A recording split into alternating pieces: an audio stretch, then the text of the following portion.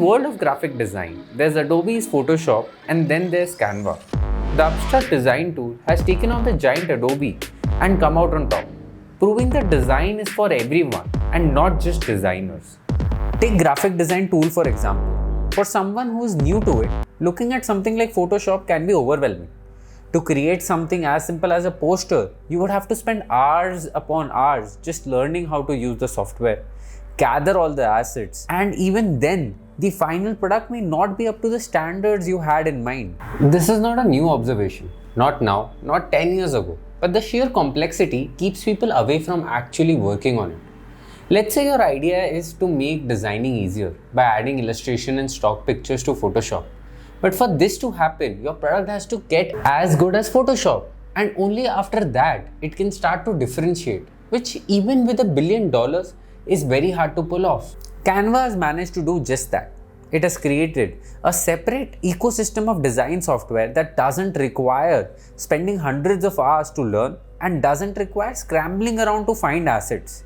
You can come in with an idea and go out with an output in just a matter of minutes. For those who are still not convinced about Canva, here are some figures. Canva is valued at more than $40 billion. They have 100 million monthly active users coming from 190 countries. In 2021, their revenue was $1 billion with more than 500,000 paying customers, and every second 80 designs are created on Canva. Looking at Canva now, and there are dozens of products where you can create everything from a website to presentation, from creating a logo to an entire video, from having access to millions of stock pictures to creating pictures through text. They have come a very long way over the last 10 years. But obviously, they couldn't have started like that, right? So how has Canva been able to pull this off? How have they managed to solve such a complex problem as a startup? The answer to this is yet another stop in my long journey of understanding what differentiates a successful company and its connection to business theories, how to build products, and perhaps more importantly, how you choose your customer determines your success. Let's start from the start. Even though Canva the editor was launched in 2013, the company was started in 2008 by Melanie Perkins and Cliff Ogbert as a platform to build school yearbooks.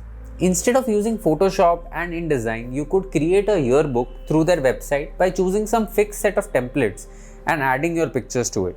Even though the Canva we see now and the Canva it was then looks vastly different, they were basically solving the same problem for their customers, but in a much limited manner, of giving the power of designs to non-designers. They started working on what we now know as Canva in 2012, and it took them a year of development to launch their initial product, which was a simple drag and drop editor to create marketing assets. There are two parts to the story on how Canva was able to compete in such a complicated market. One part is about the customer persona or target market, or more broadly, how they chose their customer. And the second bit is about how constantly improving technology keeps on improving the product. The technology behind Canva is certainly intriguing, but for this video, I want to hone in on the first aspect of the story, which is how the customer base determines the kind of solution that is created. If you have to bucket the people who would want to use Photoshop or any designing tool for that matter, you would come up with two big buckets. The first one are the people who want to learn design, practice design, and eventually earn money through design. And the second set of the people are the ones who want to get to some place like make a poster for a play or a business card and use Photoshop primarily as a tool to get to their desired output. Photoshop and other Adobe's products are geared towards individuals who want to learn, practice, and eventually make a career out of design. However, their pricing and the complexity of the software leaves a large group of customers who just needs it for a specific task unserved. Another way to think about it is to think about the job the user is hiring the product to do, or more popularly known as the job to be done theory.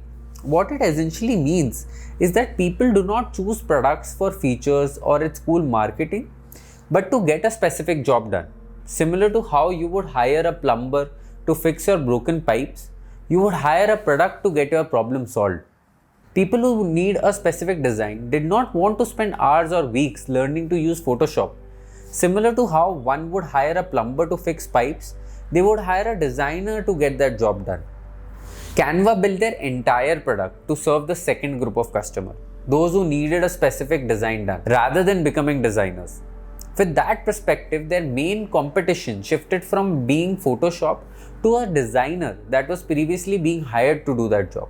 Now, if you look at it from Canva's perspective on what features it should have, the answer would not be 100 kinds of effects or vector editing. Instead, it would be pre-made templates that someone can just pick up and edit, or a drag and drop library of illustrations. If you would have asked a designer if they wanted stock photos or the ability to edit a vector image, their answer would always be vector editing, because they already knew how to get stock images. But the same choice posed to a business owner would get you a totally different response, where all of them would like stock photos. Which is to say, there are no right or wrong features, but useful or not useful with reference to their target audience. And according to me, this perspective into who their customers are and what their needs are is the answer as to why Canva was able to solve such a complex problem with less than $2 million in the start. What was once a complex or impossible challenge became a much more manageable and differentiating approach to building a solution. If we create a graph where the x-axis represents ease of use, the further away, the more complex the product becomes, and the y-axis being, for the lack of better word, power or flexibility. When you put Canva on the chart, they lie in the first quadrant by being easy to use, a drag and drop setup, but way less powerful. On the other hand, Photoshop is quite powerful, but very complex. Whereas Canva wants to move upwards towards becoming more powerful while keeping its ease of use, Photoshop wants to move towards the left, where it wants to keep its power but become more easy to use. You can see this difference in the kind of people or situations these products are used in, where almost any non-designer who wants to add zing to their work logs on to Canva to create presentation where everything is available in a templatized way, whereas professional designers still stick to Photoshop because of its versatility and rich features. Obviously, as I mentioned earlier, this is just one of the factors that led to their success. Many other factors like enabling collaboration, combining monetization and marketing with their generous free plan, and many other things like it, which we have not even covered in this video, have contributed to their success, which could be a topic of another video altogether. This brings an end to our video on Canva and how it solved for complexity.